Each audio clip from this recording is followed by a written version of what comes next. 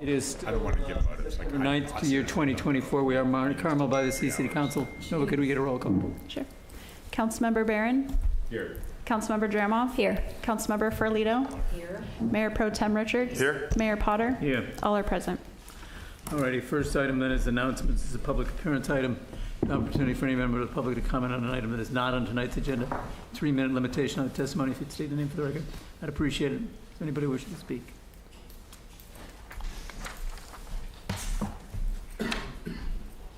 Good afternoon, Dale Byrne. I'd like to thank Chip and Administrator Rarig and Assistant Administrator Brandon Swanson for coming up with a $100,000 trigger point for the consent agenda. I think that's an excellent idea. I don't know if that's the right amount, and it might have been nice to have a discussion about it, but it's a good start, and we appreciate it. Thank you. Thank you, Dale. Is there anybody else wishing to speak tonight? Is anybody on Zoom? There's no one on Zoom. We'll close the public comment period, then move it on to tonight's action items. We've got a presentation. We've got Monterey County Business Council presenting. Roger, are you presenting? Well, thank you. Appreciate you putting me on the lead off in the lineup. And I am Roger Gilbert. I am the director of the Small Business Development Center for Monterey and San Benito counties. I live here in Carmel. We have our main office in Salinas, and then we have 2 outreach centers that we opened, one in Monterey and one in Soledad. We are hosted by the Monterey County Business Council, which has our program as well as some other programs that you may be familiar with. The Apex Accelerator to help businesses with government contracting, a leadership program, a building business back program, and now the Small Business Development Center as well. This is just my brief background in logos. I have a BS in Business Administration with a minor in biology, long story, from USC, with an MBA from the Anderson School at UCLA. If anyone's wondering, I root for the Trojans. Have a background in investment management and financial planning. I was a surfboard manufacturer and wholesale distributor across the United States and into Japan. Owned the Harley-Davidson dealership in Salinas, as well as the location on Cannery Row. I was in commercial lending, working for a number of different banks, and then specifically in government guaranteed lending, which led me to handle the PPP program for Montecito Bank and Trust. And that was an eye-opener for me and sort of changed my outlook on things. We were able to support and help save a lot of businesses with $320 million in lending to 3,600 small businesses and nonprofits in Santa Barbara and Ventura County, and that was a real change for me. What the SBDC does in essence is provide free expert business advice to small businesses on many different subjects. We have subject matter experts in anything that a small business might need.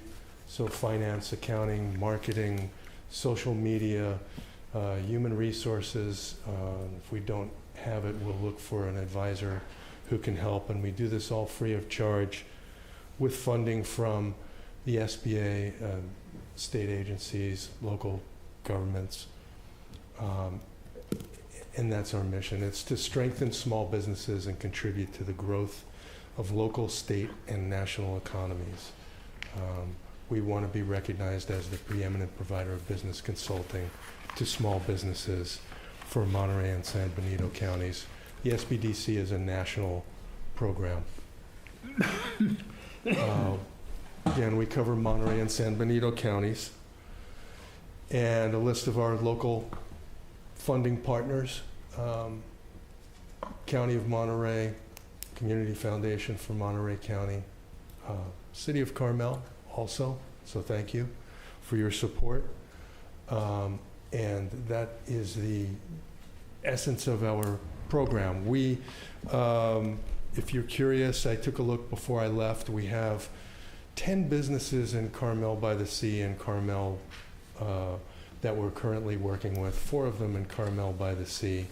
I can't name them. They're without a waiver from those businesses.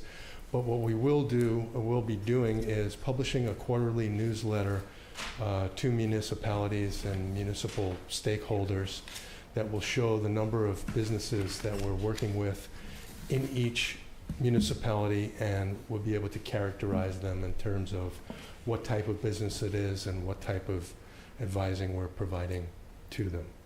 And so that should be interesting. Look for that somewhere in October. That'll be our first municipal newsletter.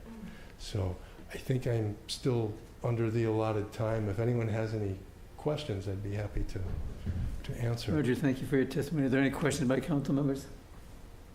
Comments? Roger, very interesting. Much appreciated. Your resume is quite impressive, actually. Well, thank you. Appreciate it. Thank you. Yes, appreciate it. Yeah, Yes, thank you for all Thank you you. do. All right, we'll move on then to the 3CE annual update presentation.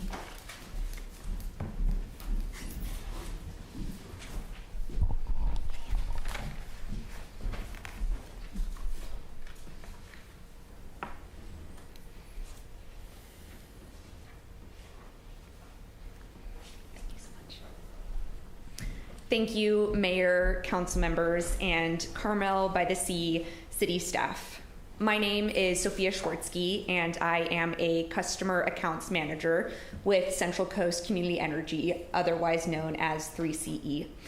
I wanted to say thank you again for the opportunity to come speak to your council this afternoon on the work that 3CE has been doing in your community. Oops.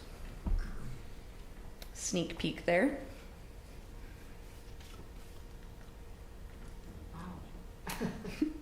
3CE was formed 6 years ago when the cities and counties that you see on the screen here came together and said, what if we purchased the electricity to serve our region? Could we do it better? As a local public agency, could we be competitive in price, make greater progress on renewables, and provide investment back into the communities we serve? Our budget for energy programs in the fiscal year 23-24 is over $16.8 million. This funding is available to the city and your constituents to help reduce emissions by electrifying vehicles and buildings. To date, 3CE has invested $4.5 billion in new renewable energy and energy storage projects, which are making the grid cleaner and helping the environment by reducing fossil fuel emissions. These projects include new and innovative technologies that are pushing the envelope towards 100% clean and renewable power. This includes a compressed air battery storage project, which will be the largest in the world of its kind. 3CE has the power purchase agreements in place or in negotiation to cover 80% of our annual load with clean and renewable energy. The challenge is bringing these projects online quickly due to a current backlog in California around permitting and grid connection and delays in transmission upgrades. But yet there is still so much progress being made. If you hadn't heard, the amount of renewable energy on the grid has been exceeding customer demand in California on a nearly daily basis this spring for as many as 9 hours a day. This is a huge accomplishment, and agencies like 3CE is a big part of the reason why our state has been able to accomplish this. The renewable energy projects we've contracted with are also achieving cost savings for our customers. And due to a decision from our policy board last year, they are being evaluated based on their commitment to local community engagement, environmental protection, and workforce development. 3CE is also heavily invested in our local agricultural community. We provide funding assistance for all electric farm equipment to replace diesel-powered pumps, tractors, and more. We've assisted and provided rebates to at least one farm in each of the 5 counties we serve. This slide is a summary of the residential, commercial, and ag rebates that we have available to our customers, including our ever-popular Electrify Your Ride program, which offers rebates for new and used electric vehicles and for the purchase and installation of EV chargers. And I'm also excited to announce that we recently opened a new program for residential battery storage projects. So we just started that project in July, and it's been getting a lot of interest in it, which is exciting. 3CE has provided $536,000 through our rebates to Carmel-by-the-Sea alone. I really want to emphasize the offers that we have specifically for the city. As you know, California has strict mandates for electrifying fleet vehicles. 3CE has funding to help plan how the city can make this transition, how many EVs you'll need to purchase, and when those vehicles will charge and where you will charge them. And once the fleet electrification plan is complete, we also have the funding to help purchase those electric vehicles and EV charging stations. We also offer funding to help cities adopt REACH codes, which go beyond the state's requirements to drive lower emissions in buildings.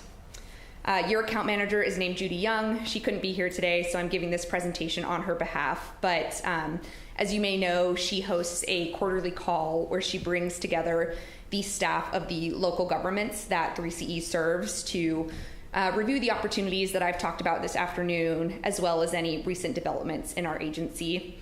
And if you would like to learn more about any of these rebates or incentives I've spoken about, I'd be happy to help set up a meeting directly between you and Judy.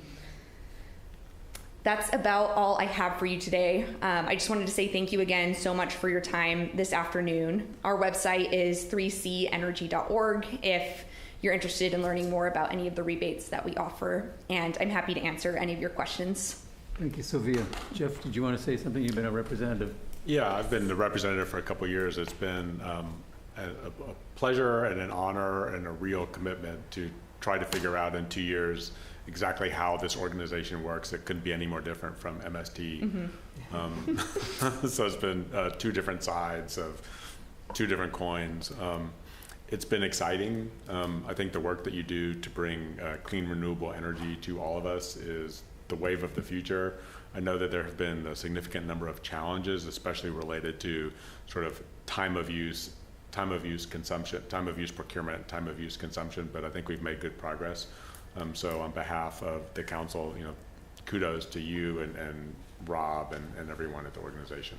Thank you. I'll pass it on, and also thank you for your work on our policy board. Yeah. We really appreciate it. You're welcome. Jeff, aren't you going off the policy board? I'm going off. I think that the seat is, I think that the City Council of Monterey is next. Yes, I believe that's correct, and I can have our clerk look into that and let you know exactly who's next. Karen. When you say investing in the community to help people, is that like if I want to get rid of my gas stove and get an electric stove, there might be some rebate? Yeah, it's a lot like that. So we have several community energy programs. Our most popular one is the Electrify Your Ride program. So our customers can reach out to us and apply for rebates for the purchase of new and used electric vehicles.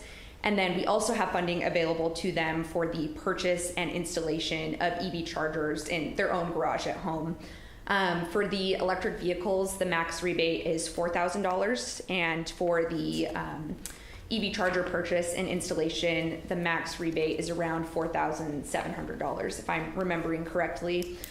Another program that we have available to our community members is the new construction electrification program. The residential side of this is that we provide funding for the construction of all electric accessory dwelling units. So that's 2 projects up to $5,000 per project. So if you're building 2 ADUs, you could receive up to $10,000 towards those projects for building them all electric. There is also a more commercial side of this program for the developers of affordable housing, where we will provide rebates for constructing all electric affordable housing or farm worker housing units. There's a couple more programs. We have a program for the upgrading of your appliances to electric versions. So that would be HVAC systems, panel upgrades, that sort of thing. And the last residential program I want to touch on is that new battery storage project I mentioned. So this is really a great program for somebody who wants to increase their own resiliency. They want to store their power and use it during times of the day when energy is less expensive. We also have rebates available to the cities and counties that we serve. And finally, we provide funding to the farm owners, right, for the purchase of electric tractors or electric farm equipment. Well, I know I got something in the mail that it was a mailer about some of these programs, and I think it'd be really good if we could add those to our Friday letter. Yeah, we do celebrate those, council member, and I served on the other board for several years. We share a seat with the cities of Monterey and Pacific Grove, as Mr. Barron was saying. And so we've got a policy board member who's an elected official, and then a technical member who's one of the city managers, either myself or, again, my colleagues from Monterey or Pacific Grove. So we do celebrate this, and then Mr. Barron was really instrumental. We did get a large rebate for our electric sweeper. You're going to have a dump truck on your agenda here in a couple minutes. Unfortunately, they don't make a dump truck yet that's electric, just the battery and the capacity issues. But we will certainly continue to herald that. And I know that we've got some of your annual reports in the lobby. We always have them available, but something we can certainly celebrate in our Friday letter as well.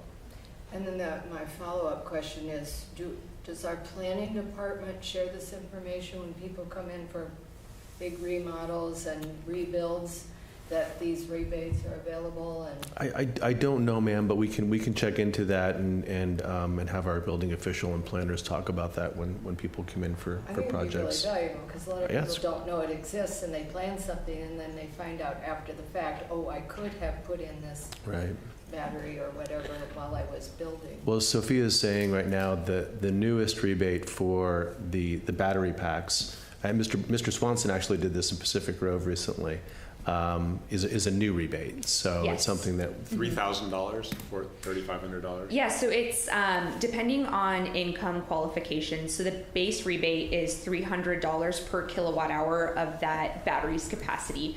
So you just take the amount of kilowatt hours that battery is able to hold and multiply that by $300. However, if a customer is on one of our state or federal financial bill payment energy assistance programs, then they receive an additional rebate, which is $500 per kilowatt hour of that battery's capacity, which does pay for a significant portion of that battery. The increased rebate, if you stack it with all of the other rebates available in our state for battery storage, could almost pay for the entire cost of the battery. Yeah, and I think we've had a lot of pretty significant uptick in the number of generators that we've installed. Yeah. And I think the batteries provide a really good alternative, especially if you have solar panels on your home. If you're one of the lucky ones that you have access to light here, you know, you can get through a day or two with one decent sized battery, power your entire house. So to answer your question, we'll continue to share the information that we receive from 3CE and herald it, council member. Thank you, because I think sometimes you get the little flyer in your bill and it just goes free. Yeah, absolutely, and that's why I'm here. We're trying to spread the word, so I really appreciate that feedback. Yes, thank you very much. Sophia, I have just one question, or not even a question, just a comment. Seems to me you've grown in your membership significantly. I'd be a little concerned about smaller areas like ours losing our representation on your board. So I think that's just a caveat I'd like to express. Yeah, absolutely. Thank you so much for that feedback. And I know at our next board meeting on the 18th of this month, that's something that our boards will be discussing. So I'll be sure to share that feedback directly. And you're absolutely correct. We're expanding. In 2025, we'll have the County of San Luis Obispo and the City of Atascadero joining Central Coast Community Energy, but our leadership is absolutely dedicated to making sure that smaller cities are represented in the decisions that we make. Okay, thank you. And the executive director does produce, kind of like I do, a week in review. And council, I'm happy to share that with you. There's nothing confidential in it. So if you'd like to see that, again, some of the items would be more relevant, or you might understand them more if you were on the board. But I'm happy to share that with you on a weekly basis. Are there any other questions or comments by council members? Right, Sophia, thank you very much. Much appreciated. Well done. Yes, thank you so much for your time this afternoon. Thank you. This moves us on to the consent calendar. There's 5 items on the consent calendar. Is there any council member that would desire to pull an item Yes, I'd like to pull item 2. Monthly reports. for a comment or action? Comment and a question. All right. Anybody else? All right, why don't we see if we can get your comment and question answered now? Okay, this is a question. Councilmember, would you pull that microphone towards you, please? So, thank you. This is a question for Chief Tomasi. I noticed that there were several calls over the 5 minutes, and the explanation, delay due to distance, delay due to time of day, et cetera. Is due to distance or traffic, would that be that it might be an AMR response coming in and they might be far away, or what does that actually mean? Thank you, council member. It could mean a couple different things, and the reports I'm seeing now since coming back don't include the time of day on them, so I don't know when the call was. So if you look at your reports, it shows the date and the locations. They no longer show the time of day. So it could be the delay is time of day, meaning it's an early morning call, and that means our employees are waking up and getting going into the call. It could also be on a delay, a couple different things. It could be a delay because we are on another call somewhere else in the city and they have to go from that call to the other call. It could be a delay, and sometimes it'll say from station 11, we are station 15 here, which means we're on another call and they're coming from Monterey to respond to that call in the city. So I think you're talking about the fire response, right? Or are you talking about the ambulance? Well, both. Okay, so there's a couple different things, and we'd have to really dig in to find that. But our reports are being generated by Monterey through our contract, and then I get them and I provide you the cover sheet. So if it's a specific question on a specific call, I can research it and get you that information specifically. But it would take me a little bit of time to do that, and I can do that. But for the most part, delays are due to those specific reasons. It can also be a traffic delay if there's heavy traffic at the time of day, like it'd be between 3 and 6 o'clock at night, we have a lot of traffic. That can delay us as well. So it may seem like, why did it take 6 minutes to get from the station to San Carlos? That could be we're on another call somewhere else and we're trying to get across town, or we're on another call and a fire truck has to come from another station outside the city. Okay, and these times, can you get the time of day put back on there? I can If you ask and request? see if Monterey can put that back on. Okay, and then these response times are from the time the truck is dispatched? Correct. Okay. Yes. So there might be additional time from the time the call went in, depending where the call goes.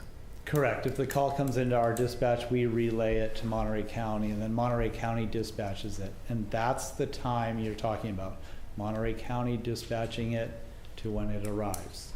That's the time that's registered on there, not from when it comes to us. So there's a delay there. That's what you're Okay. referring to. Yes, and then my second question was on beach fires. There were only 3 illegal beach fires in July. Did we have patrols on the beach on the weekends? We don't have patrols on the beach. It's something we could start, but we're just not seeing the numbers on the beach fires, the violations taking place. I would argue we have less illegal beach fires than Monterey and PG. I think we're doing really well with that. And it's just our officers patrolling and checking. And Thank taking you. reports. Yeah, that's Thank you. important. If I may, yeah, the officers do patrol every night. So they go down to Del Mar, and then they go down Scenic. and But we looking don't for have the fires. walking around patrol. We don't have the contract service. No, we've got our own officers. We haven't started it. No. We didn't run it this summer. We just didn't see the numbers of illegal beach fires. Okay, and then one last thing. I did notice quite a few RVs parked on Scenic, and we have signs in various places that they're not supposed to be there if they're over 20 feet long and 7.5 feet high. And I can understand residents along there not really enjoying looking out at big, large vehicles blocking their view. So you answered that for me, that you will have them checking more on that. Yeah, and I appreciate the photos and the reminder. It's a reminder to our staff to do better enforcement down there as we do our patrol checks. If you see it, stop and either cite or contact the people inside and have them move. We do see that, particularly in summer, with a lot of rental RVs coming down and parking on Scenic. So thank you very much. I appreciate the explanation on that. And it would be nice if you could get the time of day back so that you know. Yeah, I appreciate that. And since I've been back, I did notice that isn't there. So when I dig in, I can't tell what time to be more clear on the reports. But I'll reach out to Monterey and see if I can get that back on there. Thank you very much. Is there anybody in the public wishing to speak to the consent calendar tonight? I'll make the motion that we move items 1 through 5 on the consent agenda item. Motion second. Do we have a second? Yeah, I'll second it. Any other discussion? Nova, would you call a roll, please? Sure. Councilmember Barron? Yes. Councilmember Dramoff? Yes. Councilmember Ferlito? Yes. Mayor Pro Tem Richards? Yes. Mayor Potter? Aye. Motion carried. All right, let's move on to orders of business. Resolution number 2024-074, authorizing the city administrator to execute amendment number 4 to an agreement with the Monterey Peninsula, with the Peninsula Messenger Service for mail delivery, not to exceed an increase of $105,000 and $105,600, term July 1, 24 through June 30, 2025. Brandon. Thank you, Mr. Mayor. I will not be giving the presentation, but I wanted to take the opportunity to introduce the item and also to introduce you to Jamie Fields, who is our new finance manager. You are all going to love working with her over the next year, and as we get into the budget season, she's fantastic. She's been with us now for about a month or so, and is doing a wonderful job. So this is one of those opportunities, over $100,000. We're coming to you to discuss it. What this is the extension of our mail service with this company for another year, and it gives us an opportunity, as we always should with our contracts over the next year, to look at the possibility of doing RFP to polish it up and get a better deal. But Jamie's going to give you all those details, and so I'm going to turn it over to her. Welcome. Thank you. Good evening. This is a quick presentation, just a couple slides. So let's go back and talk about what is the purpose of this. This program was created by the City Council to address the concerns of a resident that had medical issues. And they put in place the program of picking the mail up from the post office and bringing it to the door of the individual's home. Tonight, we're looking at renewing the contract, and this will give the City Council time to carefully reconsider this program while maintaining the service that's been in place since it was started. So to give you a little bit of a timeline, it was started back in 2001. It reached a peak number of 160 deliveries in 2021. Then that was reduced down to about 80 because a medical necessity clause was put in place to kind of just control that escalating cost. Currently we're at 83, so we're starting to kind of grow again as far as participants in the program. The original cost was $25 per delivery, and this is the city paying the full cost. So when it was set up in 2001, we'd pay $25 a month to have the mail picked up and delivered to somebody's home. The current contract raises that per home cost to $88 a month. So that's running at about $87,000 a year. So the graph is showing you the blue columns are the number of people, and the red is the climbing cost. So basically, we cut the number of people down, and the cost per unit went up. So that's good business there. So where we are tonight, we are recommending that the council adopt Resolution 2024-074, authorizing the city administrator to execute amendment number 4 to the agreement with Peninsula Messenger Service for mail delivery in a not to exceed $105,600 for the term July 1, 24 to June 30, 25. And like I said, that we have flexibility. Once that's in place, we fix that cost, we make sure that service is there, then that gives us some time. Some next steps might be considering whether we want to do an RFP to look at local and national carriers that might be able to do this service. Consider whether we want to have residents pay all or a portion of this climbing cost, or discontinuing the service in light of the fact that there are alternatives available today that weren't available in 2001. So we have not-for-profits out there that are helping in this area. We have commercial carriers that are able to get to packages and other things to individual homes that didn't used to be able to do that effectively. So that's where we're at tonight, is approve a contract and then get some ideas from you all about what you might want to do going forward. Thank you, well done. Is there questions of staff at this time? I've got a couple questions. Can you explain to us how often the mail is delivered for the individuals who sign up? Is it daily? Is it once a week? It's daily.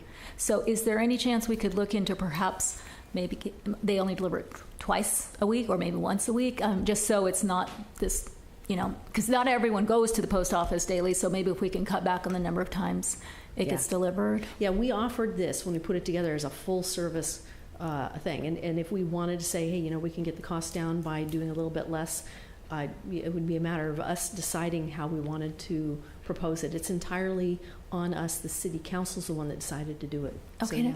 thank you. And I've got a couple more questions. You mentioned nonprofits. I'd be really interested in seeing if we could get volunteers to help out with this. Obviously, they would probably need to be licensed and bonded, insured, that kind of thing, so there's no theft of the mail. But that might be perhaps something to look into. And then my other question is if you can find out also about other companies that might be able to do that in our area.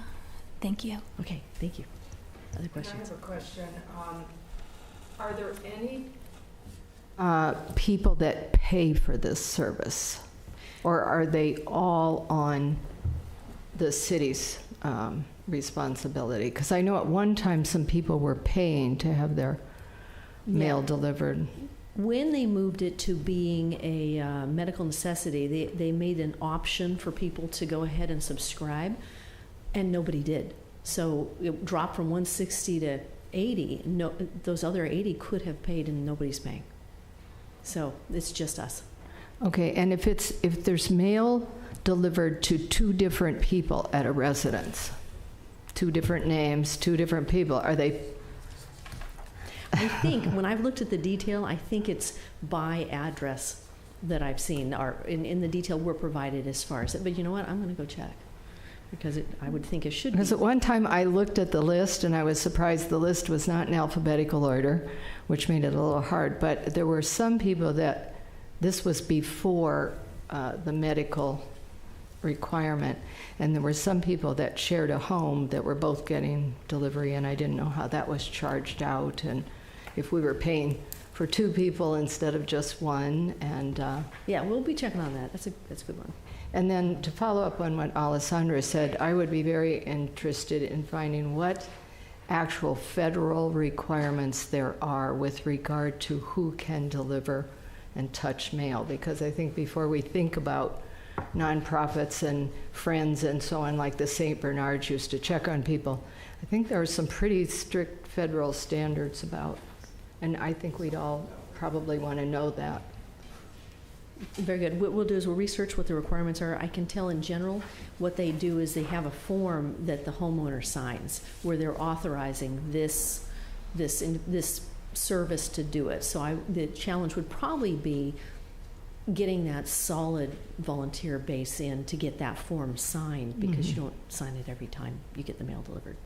And then the other comment would be, if you don't deliver daily and someone misses a bill due, that could bring up some issues. So I think we'd have to really explore whether we could cut down the number of days. We don't want to get in the middle of an upset over a bill not being paid on time. For sure. Are there any other questions or comments? Is there anybody in the public wishing to comment on this item tonight? There's a hand raised on Zoom. All right.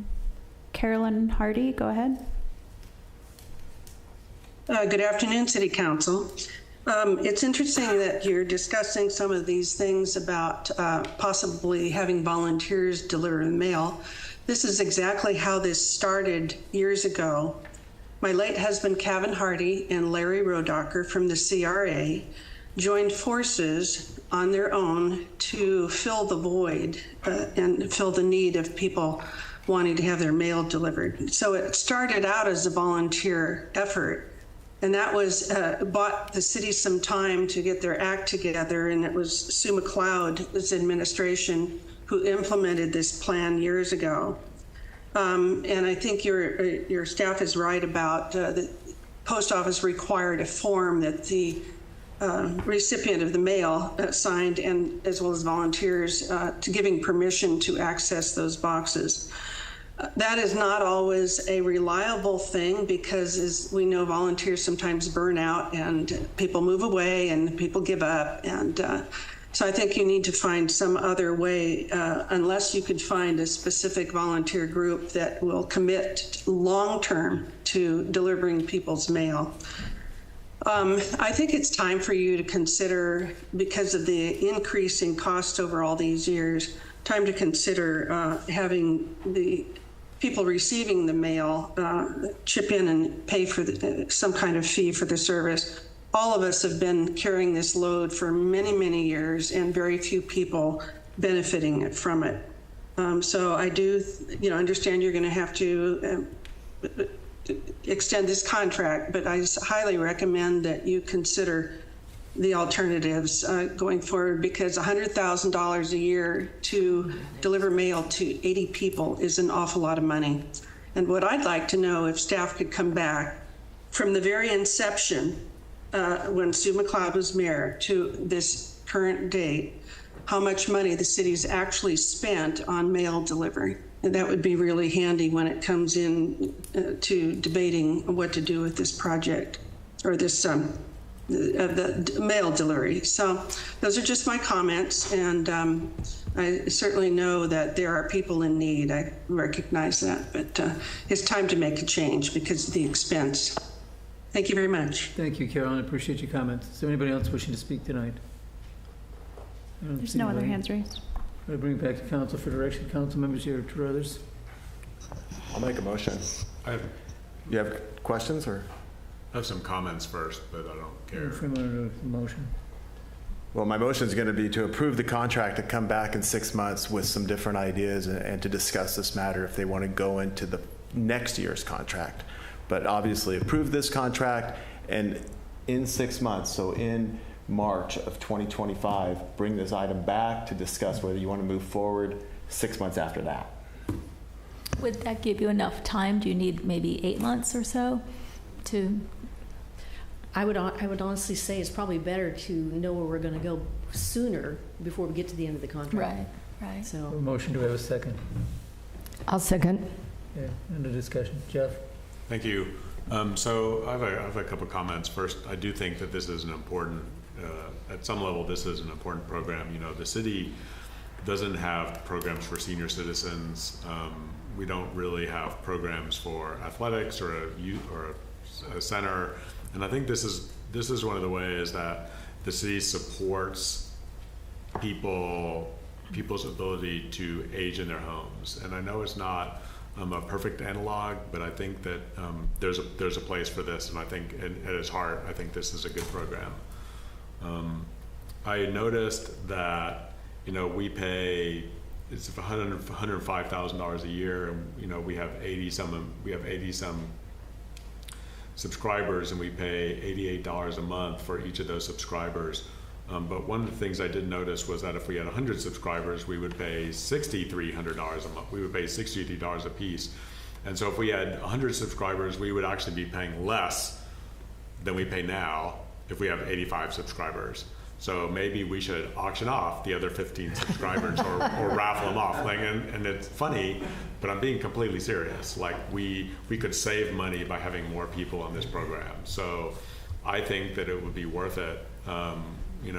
As part of this motion or something, I think it will be worth it for staff to make an effort to find 15 other people. And I don't know how that would work. I mean, I think we would save money, so I don't know how exactly that would work, but I think that it's very definitely worthwhile to find 15 other people. I mean, you could, give it to all the board and commission members as payment for their service or whatever it is, however it is that would work. I think that's a worthwhile effort. I think that reducing it to 3 times a week, if that reduces the cost, I think that that's a valiant effort. I know we don't go to the post office every day unless it's campaign season. And so we don't go to the post office every day. I think 3 times a week is pretty adequate for most people in general to get their service. And I noticed that, in the beginning, this program cost, I think you said $25 a week. And I know that there are, in the beginning, A month. $25 a month. Sorry. And in the beginning, up until 1983, up until 2023, we had like 160 people, and then we started charging them, we put in the medical requirements, and we started charging people $60 a month or whatever it was that it cost last year, and everybody dropped off. But I think that there are people in town, that don't like going to the post office. And I do think there is a market, I think if there was a program that cost $25 a month and delivered their mail once a day, sort of an adjunct to this medical necessity program, which we have now, I think you might find that there would be some takers that would be willing to pay a smaller amount and just have their mail dumped off at their house once a month. And maybe those costs could be used to offset, maybe the revenues from that program, if we charge more or whatever, could be used to offset some of the costs of getting more frequent mail delivery for the medical necessity people. So I think that might be a worthwhile, and I don't know, it would be once a week or twice a week. I don't know exactly how that would work, but I think that there's a possibility there of providing that service to people to offset the other costs. So thank you. Jeff, did you want that incorporated in the motion? No. Thank you for asking. I think that the acquisition of 15 more people, whether it's board and commission members, I don't know how, I'm just pulling that out of the air. I don't know how that would work, but I think that the acquisition of 15 people that could reduce our overall costs, I think that's definitely worthwhile. I'm a little bit hesitant to tell you how to do it, but I think that that's worth staff effort to find 15 people, even if they don't pay. I think that there are people, we got the letter from the Wheezies earlier about address delivery, addresses, which we'll talk tomorrow, and maybe they would be willing to sign up. They could get a letter from their doctor. So I think that there are scattered people around town that maybe don't know about the program or might, could, their circumstances have changed in a couple years, in the past couple years, and maybe they weren't aware of it before and they were aware of it now. So I think, yes, I think that, part of the motion should be trying to acquire 15 more customers. Bobby, will you accept that as a friendly? No, I don't want to. No, I think that it'll get confusing. There could be priority. People will get upset because they didn't get prioritized. It could be a mess. I think that what we need to do is approve this contract as it is, and all these points, on all these discussion points that we talked about tonight are all valid and something to discuss, but we should save it for the next round. It's too late to do it now. We just need to approve this contract. And I think that if we start saying, well, if you're on board and commission and there's 18 people that want to get on it, then I think it just could be favoritism. It could lead to a mess. And so let's just suck it up, approve this contract, and move it down the road. I'm sorry, I wasn't clear. I think that we should approve the amendment to the contract, and we should give staff direction to make all possible efforts to find 15 customers in need that we can sign up to the program. I'm sure I can give you half a dozen names. Yeah, I think customers in need is, I'm sorry. Yeah. Customers in need, following our current guidelines for people that it's a medical necessity.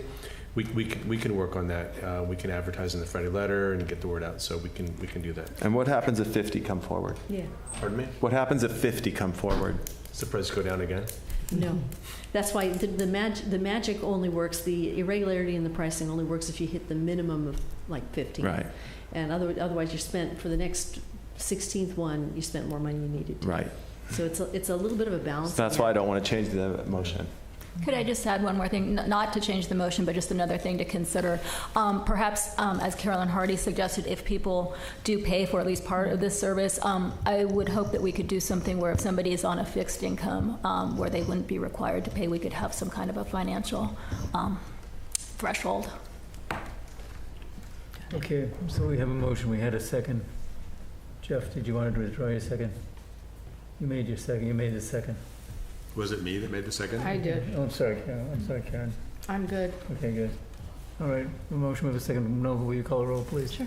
Councilmember Barron? Yes. Councilmember Dramoff? Yes. Councilmember Ferlito? Yes. Mayor Pro Tem Richards? Yes. Mayor Potter? Aye. Motion carries. Thank you very much. Okay, next item is Resolution 2024-075, authorizing the city administrator to execute Amendment Number 2 to Professional Service Agreement with the Wallace Group for project management and design services for not to exceed to increase of $39,770.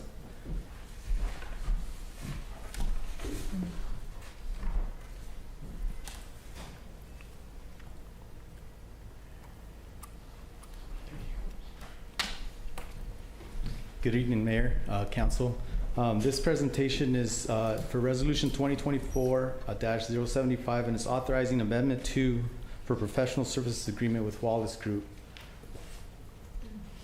This next slide here shows you the history of the contract, the Professional Services Agreement with the Wallace Group.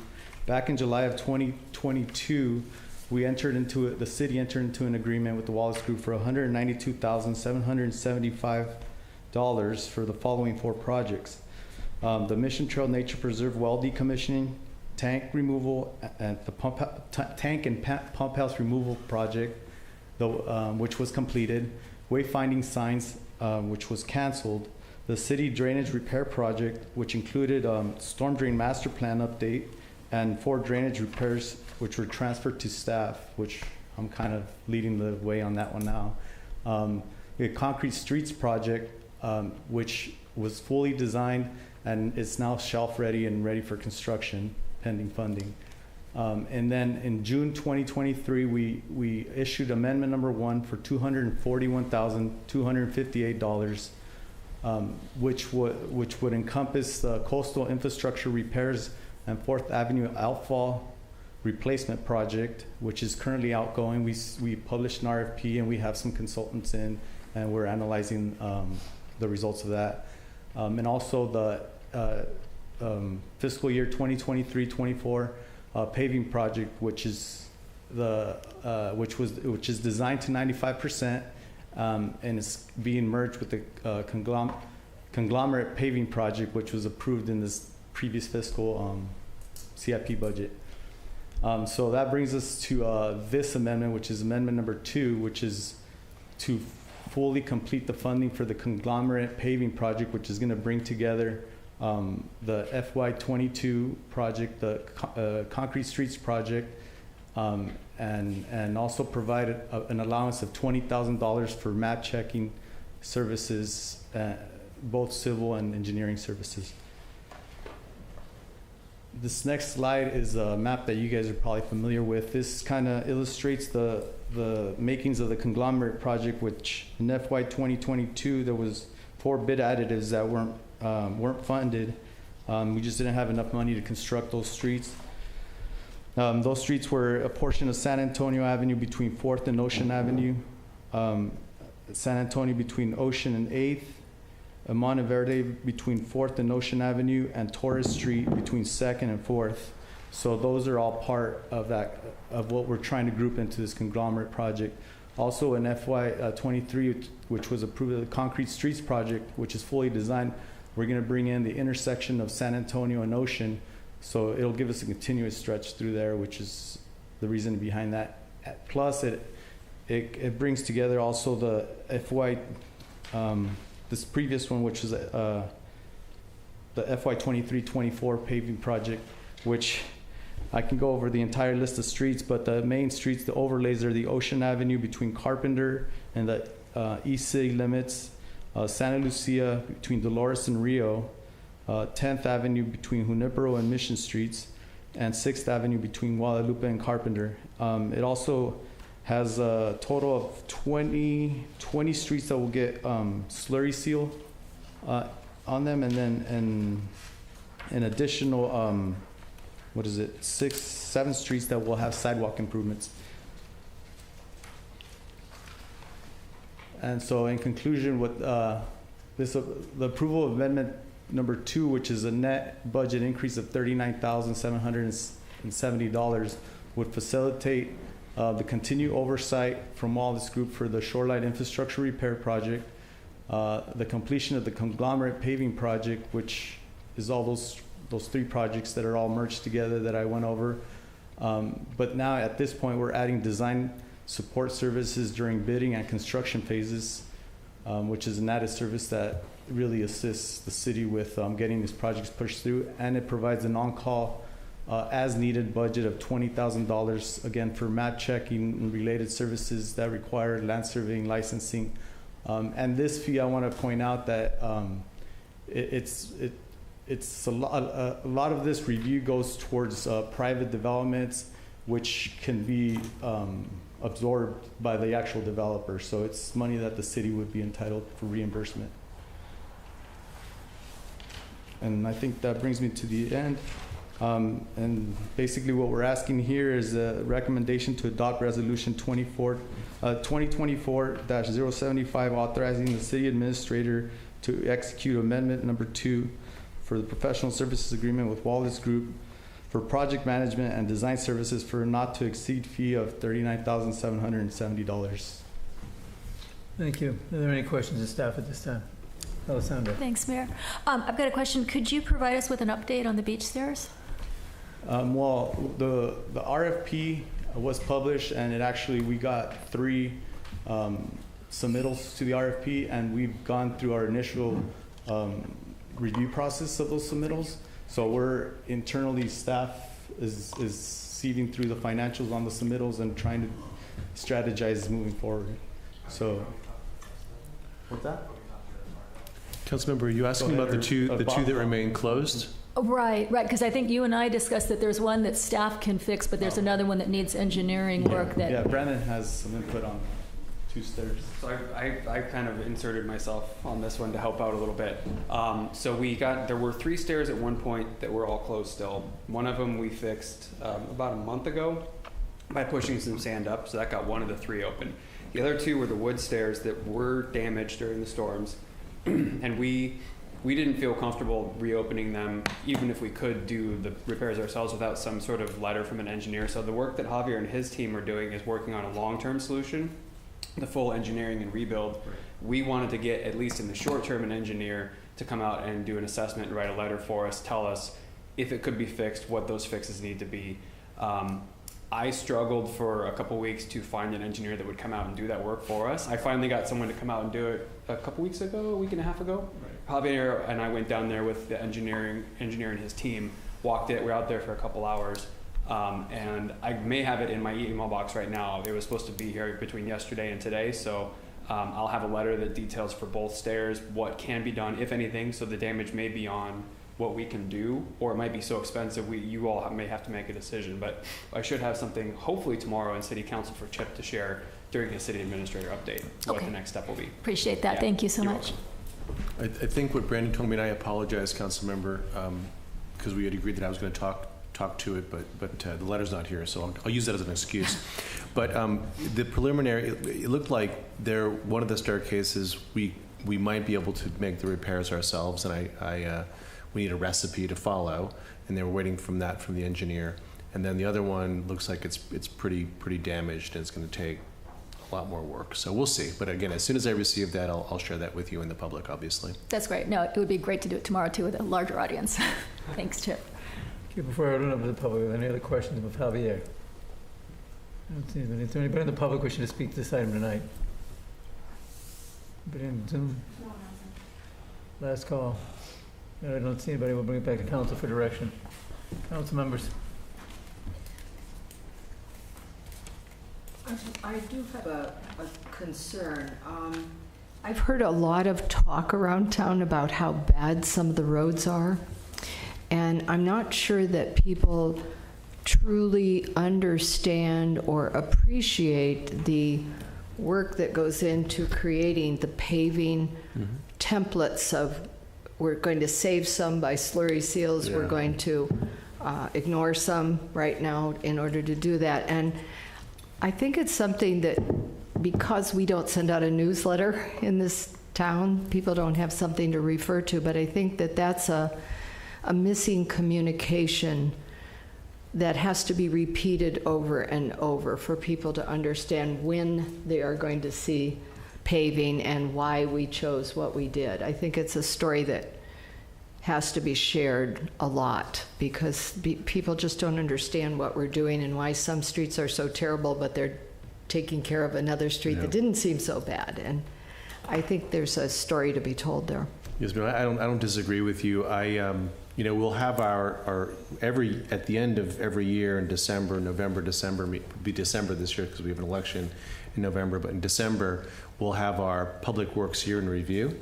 And that's when we put that chart up there that shows you the diminishing return on investment for pavement. But you're not wrong. It's something we can certainly broadcast, and I would argue celebrate, because we've got pretty good pavement. Just come to Pacific Grove. I promise you, you've got good pavement over here. Or in the county. So anyway, we'll do that at the end of the year, council member. And apparently, Mr. Harari is online. He can maybe speak to this. Bob, go right ahead. Yes, thank you. I couldn't be there today because I just had a little operation on my eyeball this morning, but I'm fine. Just a couple things talking about Councilwoman Ferlito's comments on the paving. Just wanted to reiterate that in Monterey County, the city of Carmel has the best overall pavement condition index of any agency. And we've had that for a number of years. So that's something we should celebrate. And you're right, you should mention that more often in the Friday letter. The second is the conglomerate paving project that Javier was referring to. That's a $2.8 million investment into our pavement. That's going to do a lot of good to maintain or upgrade our pavement condition overall. So big investment for coming up, and that should be going under construction as soon as next spring. And last, in terms of what streets we pave, what streets we don't pave, we use our Street Saver pavement management system, which is kind of industry standard in California, and it's a scientific based on the actual pavement condition. It's we call it putting the money towards the best use, the best bang for our buck. So we can't pave all the streets, but we are taking the money that we do have available and putting it to where the pavement condition, or I should say the pavement treatment, would last the longest. So I just wanted to share those thoughts. Thanks. Thank you, Bob. Appreciate the clarity. And I did want to say thank you for that. I'm not sure that it is the sexiest item on our agendas usually, so I'm not sure how much people actually pay attention to it, but they pay attention to the pothole in front of their house. So the more information we can give them about what's going to come their way, I think was my point. Thanks, Bob. I can make a motion. Okay, that'd be nice. Yeah, I'll make a motion that we approve the resolution 2024-075, authorizing city administrator to execute amendment number 2. I'll second that. Motion second. Is there any other discussion? Seeing none. Nova? Councilmember Barron? Yes. Councilmember Jeremoff? Yes. Councilmember Ferlito? Yes. Mayor Pro Tem Richards? Yes. Mayor Potter? Aye. Motion carries. Item number 5 then is the resolution 20-24-076, authorizing the purchase of a 2024 Ford F-750 5-yard dump truck from National Auto Fleet Group under Source Well contract number 091521 for $135,825. Mary Billsy. Thank you, Welcome. Mayor and council members. So I don't have any slides today, but I'm just going to give a quick summary of the staff report. The city's 1995 Ford dump truck has been out of service for about 2 years. A dump truck is essential to Public Works. It provides operations for hot mix and asphalt and sand and gravel and wood chips and large tree branches. So it's an essential operation for Public Works. In June, the council approved the capital improvement program, which included a budget of $150,000 from the vehicle and equipment fund to purchase a new 5-yard dump truck. And staff did go ahead, as Chip alluded to earlier, that we went ahead and researched the possibility of getting an electric dump truck. The costs, there weren't very many on the market, and the cost was at least double what, and there just was so few and far between that at this point, the dump trucks, and there's so much weight that's associated with the vehicle as well as the materials that you're hauling that it exceeds like 50,000 pounds. So, probably the batteries are not able to be reliable at this time. So, as time goes on, we might be able to find something later. But we also looked into diesel-powered vehicles, and we obtained quotes from the procurement group. And but at this point, we're proposing to get a 5-yard dump truck that's used commonly across the United States. And our last dump truck lasted 29 years. So we definitely use it all the time, but it's can last a long time. This dump truck's going to become equipped with automatic tarp so that can cover the materials so they don't come flying out of it. And with that concludes my staff report, and we recommend that you adopt the resolution. Thank you. Appreciate the presentation. Are there any questions by council members?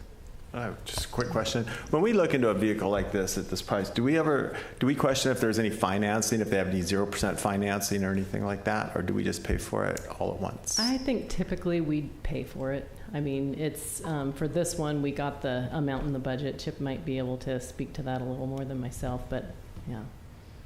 But I'm just curious, because if it was 0% financing and we could put it in a CD at 5%, it would be better to put $100,000 in a CD and buy it on time at 0%, but I don't know if it's 0%. Mm-hmm. We have done that. We've done a lease-to-own programs and 0% interest in the past, not in the recent future, council member. We've done that with, I think we did that with one of our ambulances or police cars in the past, but okay. We did actually, Mary, you may have the correct figure, but we did put our old dump truck online to sell, and I think we got $500 for it. Wow. I'm sure Bob was it more than that? Bob Javier? is listening. And 5,000? Yeah. I don't remember the neighborhood, but it was. Yeah. We got $3,500. There you go. Yeah, out of nowhere. There you go. The voice of God. Yeah, thank you. All righty. So let's open up the public. Is there anybody in the public wishing to speak this item tonight? I don't see anybody. There's no one We'll on bring it Zoom. back to council for direction. Council members. Bob, did you have anything else? No. Okay. No, sorry. Council members. I'll move approval of this purchase. I wonder, maybe we should put it in the Halloween parade. I'll second. Motion is second. Any other discussion? Oh, could we call a roll call, please? Councilmember Barron? Yes. Councilmember Dramoff? Yes. Councilmember Ferlito? Yes. Mayor Pro Tem Richards? Yes. Mayor Potter? Aye. Motion carries. All right, next item is closed session. Councilor, do you want to read this in? Yes, I can do that. It's a conference with real property negotiators that's authorized pursuant to Government Code Section 54956.8. The property is Rio Park, east of Dolores Street and Lawson Street in the city of Carmel-by-the-Sea. The agency negotiator is the city administrator and the city attorney. Negotiating parties are the Carmel Area Wastewater District. Under negotiation are price and terms of payment. All right, this is a public appearance item. Is anybody wishing to speak in this item before we go into closed session? Don't see anybody. We'll go There's into no one closed on session Zoom. then. Those who are entitled to stay in the room, please do. Those who can't, would you leave, please? Mr. Messenger is going to join us, I think, from Brian's firm, and Yeah, I think she's got to let him in. yeah, Mr. Richards is using the facilities. I'm going to do the same. Right back. I've got a handout here.